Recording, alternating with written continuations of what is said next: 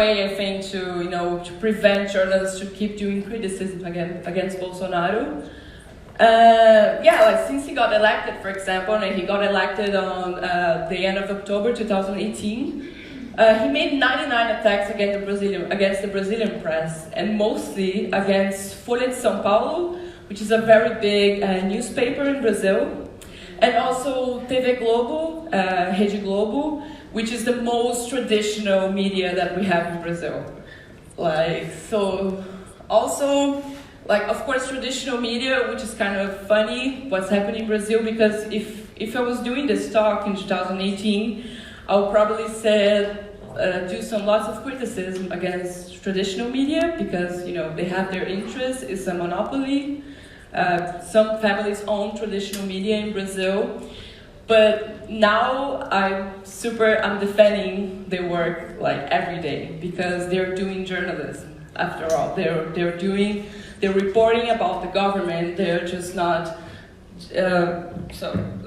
They're reporting about the government. They're doing their job. So I'm defending them every day. It's really quite funny, the twist that happened. And one thing also that people usually don't know about this.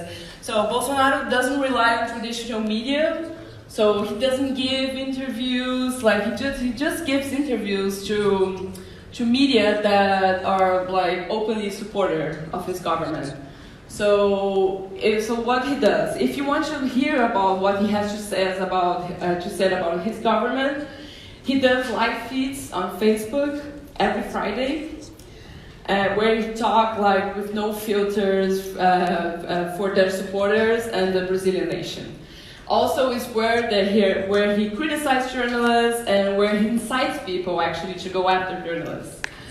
So, and also I think since 2013, because we have lots of demonstrations that happened in 2013, I think the general public of Brazil, the Brazilian nation, they started to trust a little bit less on traditional media, and I think it was one of the reasons of fake news, the spreading of fake news, because now, for example, my father, last year, he used to send me some links, of completely crazy websites, I've never heard about it. It was obviously fake news, but he said, you know what, I don't trust Globo, I don't trust Folha de São Paulo, I don't trust the traditional media. You need to see the alternative media because they're talking the truth. It was quite crazy to hear about this, because it used to be what I said about the traditional media when I was younger, but now it's completely changed. So I have a video actually that I want to show you guys, because this video illustrates a lot about how Bolsonaro deals with journalists, and I think I edited it, and wait. Okay.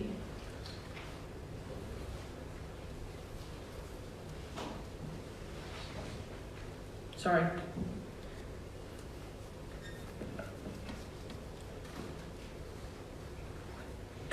Já. Bom dia, boa noite, não sei, me desculpem. Tem familiar meu aqui. Eu prefiro ver do que responder uma pergunta idiota de você. Estão respondendo? Não. Passa para outra. Outra pergunta, por favor.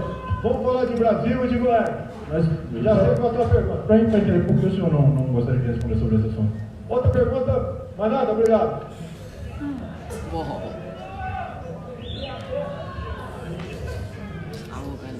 Mas como o senhor avaliou as questões envolvendo o ministro Sérgio Moro?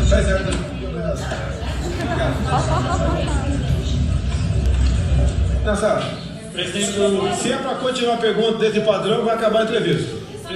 Vai acabar a entrevista. O senhor fez um comentário na foto. Tá. Fez comentário porque não é o meu comentário que eu falo, é para não insistir nesse tipo de postagem.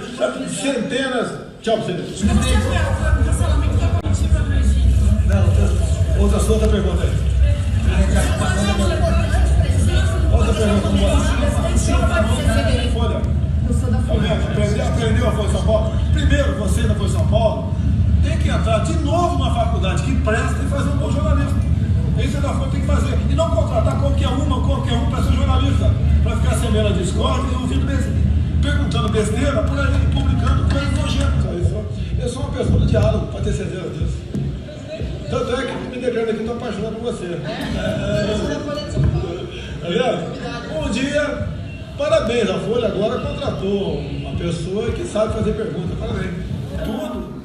Estamos recuperando a confiança no mundo e vocês, TV Globo, o tempo todo infernizam a minha vida, porra!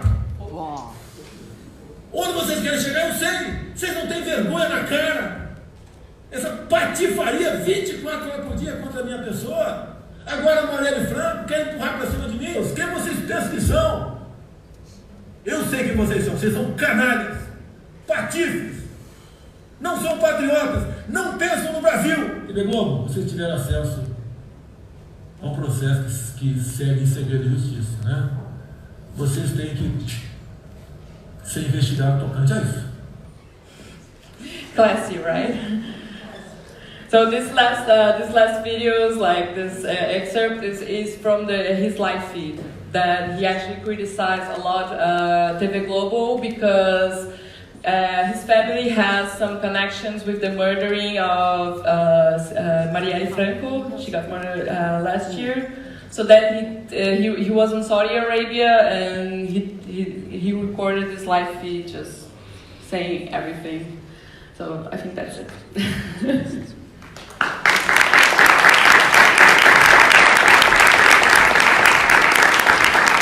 Thank you so much, Marie. It was a great presentation. Thank you for presenting us like the situation in Brazil. And now I think we can go over for like a round of questions and answers. Maybe I can start with a question to you, because you showed us like also about Bolsonaro and about like his treatment to the press, and also that connection from his supporters with kind of those extremists of Dogolashan. And then I would like to ask you, maybe we can elaborate on how has the situation changed after Bolsonaro is now elected as a president? Have there been more attacks? How have those groups now acted? Yeah. So Dogolashan actually, after Marcelo's arrest, he weakened a lot. But they actually keep sending death threats against congresspersons in Brasilia, which is the capital of Brazil. The same thing, like the same way of doing it, just saying we're going to kill you. They're trying to intimidate people. So I think like not Dogolashan, but other kind of hate groups are more empowered about Bolsonaro's election, especially because there's a researcher, she's really good, her name is Adriana Dias. She studies for the last more than 10 years about neo-Nazis in Brazil. And she told me that there's more than 300 groups active, neo-Nazi groups active in Brazil. And most of them are Bolsonaro supporters. So this is something that I'm really worried about. Yeah, I can imagine that. So maybe you can give now the round for the public. If you have some questions, please feel free to ask them.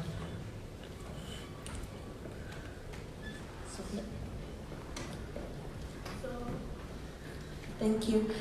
I would want to understand, Marie, when you had the trolls on your case and you went to the police and you didn't get any reprieve from them, please could you tell us, is there no law in Brazil that maybe compels the police to assist you as a victim?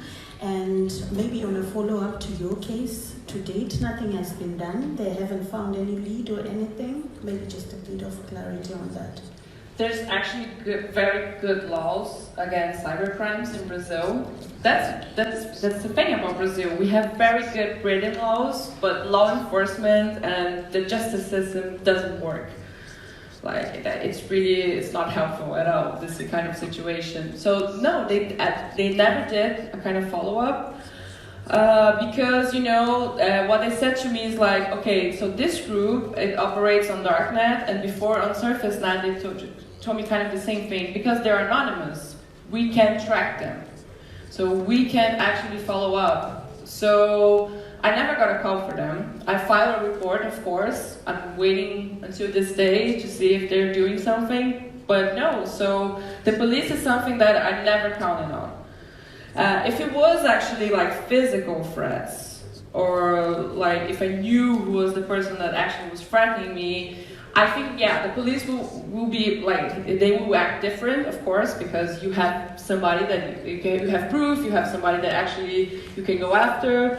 But when it comes to digital crimes, like Brazil is still very far away from it, like, you know, to help with that, unfortunately.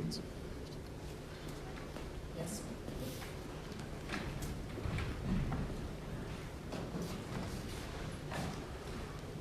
So Marie, thank you very much for your reporting and for this video. And I know that Donald Trump is a sheep against Bolsonaro, I think. But what I want to ask you, what do you think about activism and journalism? I think, am I wrong when I say you as a journalist have to be an activist too?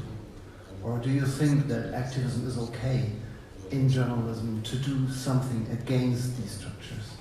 I think it's okay to be an activist and a journalist. This was something like last year. I would never say that, you know, I'm an activist or something. I don't consider myself an activist. But activists and journalists together, they're really important in Brazil because, for example, journalists, activists, they are the ones that actually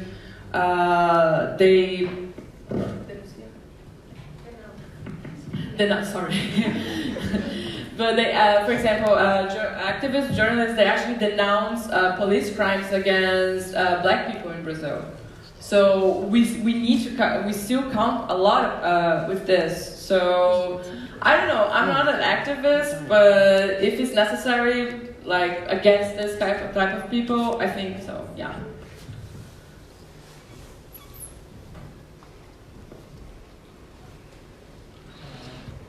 How was the solidarity with the journalists while you were facing this kind of threats?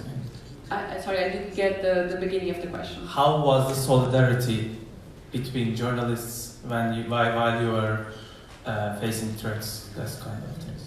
This is an interesting question because at the beginning, people were like, you know what, it's kind of your fault because you left your personal information available, like you should have known, you should have expected this. People didn't quite understand why I was so worried about this, and at the beginning I wasn't actually worried about this. I thought, you know, like this is nothing, like worst thing happens to journalists around the country or in other countries, so.